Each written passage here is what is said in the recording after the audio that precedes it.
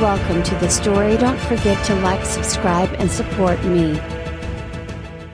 In the year 2157, humanity had become increasingly reliant on technology, not just for daily convenience but for mental and spiritual growth. The world of business, politics, and even personal development was deeply entwined with advanced inventions. Among the most revolutionary was the cosmic meditation pod, a device capable of connecting the human mind with the vast energy field of the universe. People used it to unlock hidden potential, find clarity in times of crisis, and sometimes just to escape the noise of a chaotic world. Alex Hargrove, once a titan in the tech industry, had fallen hard, and as he sat in the sterile silence of his penthouse, he found himself wondering if the pod could offer him a way out of the darkness.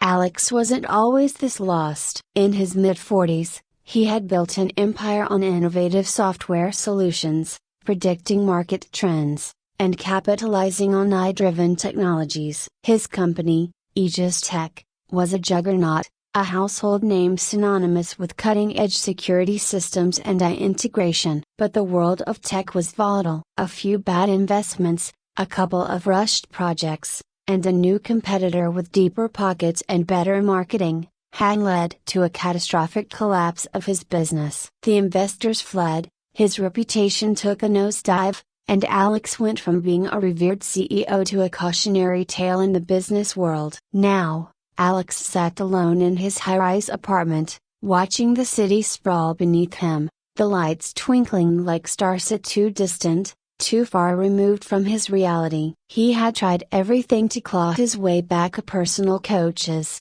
therapists, even some of the newest neuroenhancement drugs. Nothing worked. The pressure of his failure weighed on him like an anchor, pulling him deeper into despair. At night, his mind raced, reliving the mistakes, the boardroom betrayals, the loss of his team. He hadn't slept properly in weeks. It was Marissa who first mentioned the cosmic meditation pod. She had been a colleague at Aegis Tech, one of the few who hadn't abandoned him when the company fell apart. Marissa had been using the pod for months and swore by its ability to provide clarity and insight. She believed in its power to help him, too. At first, Alex had scoffed at the idea. Meditation? Tapping into the cosmic energy field? It sounded like a gimmick, some new age nonsense disguised as tech. But desperation has a way of making even the most skeptical man reconsider. You don't have to do it alone, Marissa had said over drinks one evening. The pod won't fix everything overnight, but it might give you the perspective you need. It helped me, and I wasn't exactly in a great place either. Alex had hesitated, but the next day, he found himself in the showroom of the pod manufacturer, being given a demonstration. The sleek, egg-shaped device was larger than he expected, designed to accommodate a person lying down. Its interface was simply a padded interior with sensors built into the walls, a visor that covered the user's eyes, and a voice-activated control system that walked the user through each session. Once inside, the pod guided the user into a deep meditative state, tapping into brainwave frequencies that aligned with the natural rhythms of the universe. Or so the marketing claimed. Think of it as tuning yourself to the cosmos, the saleswoman explained. Our consciousness is part of the larger energy field that surrounds us. The pod helps you synchronize with that field, and the results can be profound. Alex remained skeptical,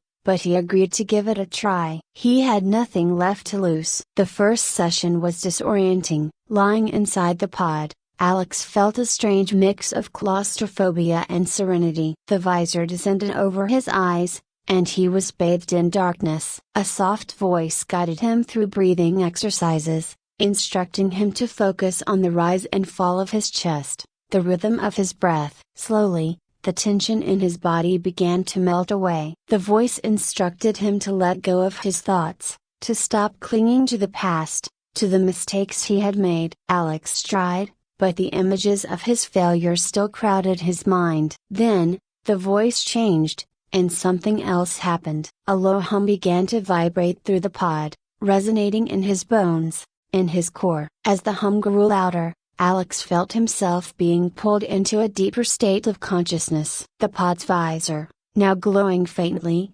began to project faint patterns of light as shapes that swirled and coalesced into something that felt both familiar and alien. The sensation was unlike anything Alex had experienced before. He felt like he was floating, weightless, disconnected from his body but still aware of his existence. Time seemed to stretch and compress all at once. Then, without warning, he was pulled into a vision. He stood on the edge of a vast desert, the sky above him swirling with colors he had never seen: deep purples, fiery reds, and electric blues. In the distance, towering mountains loomed, but they didn't look like mountains made of rock. They pulsed with light, shifting and shimmering as if they were alive. As Alex gazed at them, a voice, not the voice from the pod, but something deeper, more primal, spoke inside his mind. This is the cycle of creation and destruction. All things rise, all things fall. What was once powerful becomes dust. What is dust will become powerful again. The vision shifted. Now he was in a boardroom,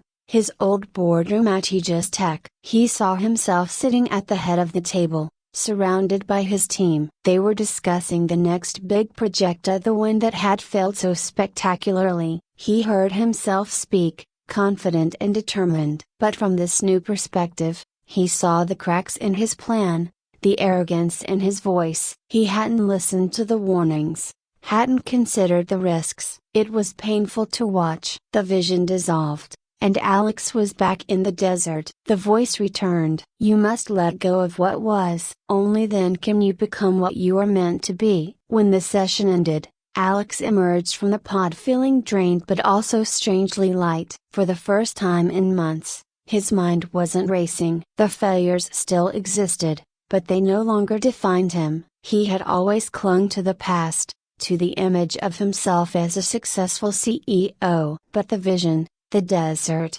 the voice, it had shown him that everything was part of a cycle. Success, failure, growth, decline. He couldn't control it all. He could only learn from it and move forward. Over the next few weeks, Alex made the pod a regular part of his routine. Each session brought new insights, deeper connections to the cosmic energy field. The visions became clearer, more profound. He saw not just his past but glimpses of possible futures, paths he could take, decisions he needed to make. The more he used the pod, the more his confidence returned. Not the blind, ego-driven confidence he had once had, but a quieter, more resilient strength. He started to rebuild. At first, it was small things, reaching out to old colleagues, making amends with those he had wronged in his fall from grace. Then, as his clarity grew, he began to sketch out ideas for a new venture. This time, it wouldn't be about chasing profit or trying to outdo competitors. It would be about creating something that mattered, something that could help others, just as the pod had helped him. Alex's new company, NovaMind, was centered on developing mental wellness technologies, expanding on the ideas behind the cosmic meditation pod but making them more accessible to the average person. He worked tirelessly, but this time it didn't feel like a race. He was building something with purpose, something that aligned with his newfound understanding of the universe's rhythms. Just as NovaMind was gaining traction, a new challenge emerged. A larger competitor,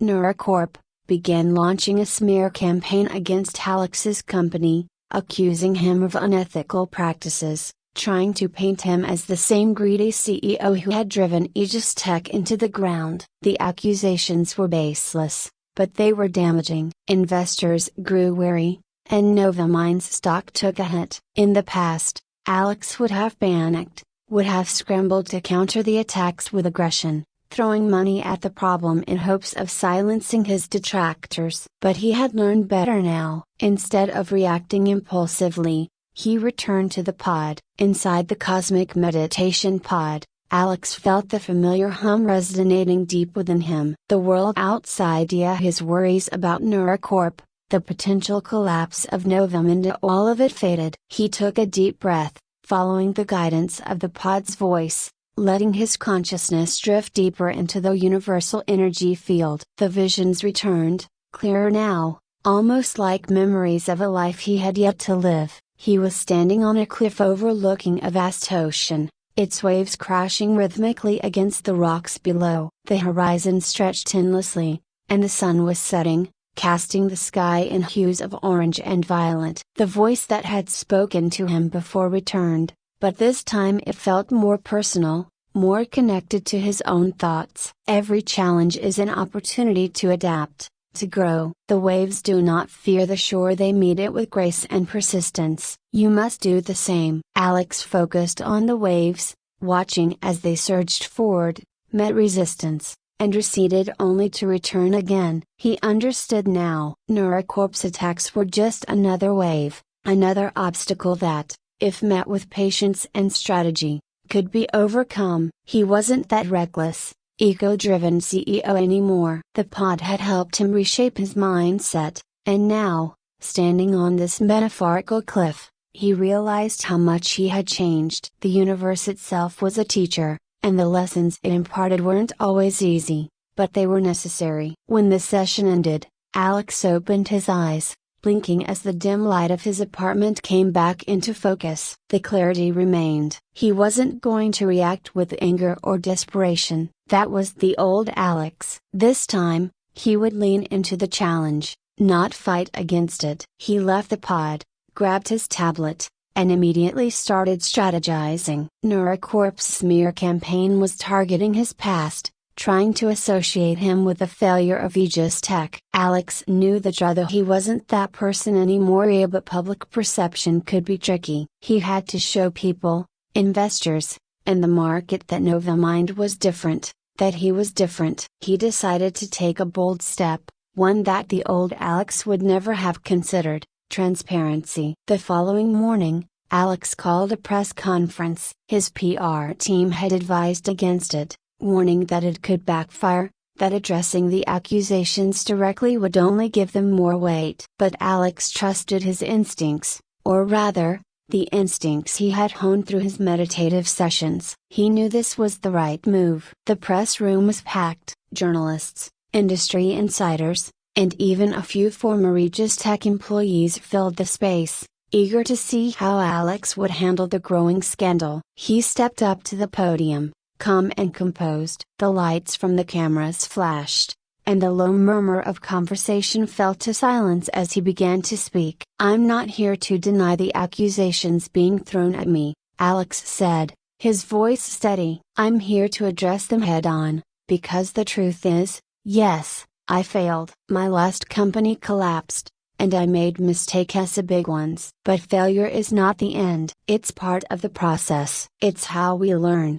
how we grow." He paused, letting his words sink in. The room remained silent, but there was a shift in the energy. People were listening. "I've spent the last year rebuilding, and not just my career, but myself. The Cosmic Meditation Pod helped me understand something crucial. Failure isn't something to be feared or hidden. It's something to be embraced." Novamind was born out of that understanding. "We're not just another tech company. We're here to help people connect with themselves, with the universe, to find clarity and purpose just as I did." Alex spoke for another 15 minutes, outlining his vision for Novamind, explaining the company's mission to create technology that enhanced mental wellness and self-discovery. He was candid about his past failures, but he made it clear that those failures had shaped the success he was building now. By the time he finished, the mood in the room had shifted. The skepticism had given way to something more hopeful, more understanding. The press conference was a turning point. Investors who had been on the fence reached out with renewed interest. The public response was overwhelmingly positive. People weren't just interested in Novamind's products, they were inspired by Alex's story. His honesty, his willingness to confront his mistakes, made him more relatable, more human. Neurocorp's smear campaign quickly lost steam. Their attempts to paint Alex as a failure backfired, making him appear resilient and, in some ways, heroic. With the momentum on his side, Alex poured his energy into expanding NovaMind. He hired a new team, many of whom had been with him at Aegis Tech before its collapse. Together, they developed new versions of the Cosmic Meditation Pod, making it more accessible to the average consumer. They launched a subscription model that allowed users to experience the pod in their own homes, with guided meditative journeys tailored to individual needs of stress relief, creativity enhancement, even physical rehabilitation. The results were astounding. Testimonials flooded in from people who had found solace, clarity, and even solutions to complex problems through the pod. As NovaMind's success grew, Alex continued to use the pod himself, not as a crutch, but as a tool for ongoing growth. Each session brought new insights, new ways of looking at the world and his place in it. The universe, he realized, was constantly evolving, and so was he. The cycles of creation and destruction, of failure and success, would never end. But with each turn of the wheel, he grew stronger, more in tune with the rhythm of life. One evening, after a particularly intense session in the pod, Alex sat on his balcony, overlooking the city. The lights below twinkled like stars, but they no longer felt distant. He was part of it all now, connected to the city, to the people, to the universe itself. The sense of isolation he had once felt was gone. In its place was a deep sense of belonging, of purpose. Marissa joined him on the balcony, a glass of wine in hand. "You did it," she said, handing him the glass. "We did it," Alex corrected, smiling. "I wouldn't be here without your help." Marissa laughed. "I just pointed you in the right direction. You're the one who walked the path." Alex took a sip of wine, savoring the moment. He had come a long way from the man who had sat alone in his penthouse, consumed by failure. Now, he was someone else, yes, someone better. He had learned to let go of the past, to embrace the present, and to trust in the future. As the night deepened, Alex looked up at the stars. They seemed closer now, as if the universe was within reach. And in a way, it was. The Cosmic Meditation Pod had shown him that the universe wasn't something out there, far beyond the grasp of ordinary humans. It was inside him, inside everyone, waiting to be discovered. The journey wasn't over. There would be new challenges, new failures, and new successes. But Alex knew he was ready for whatever came next. He had the universe on his side,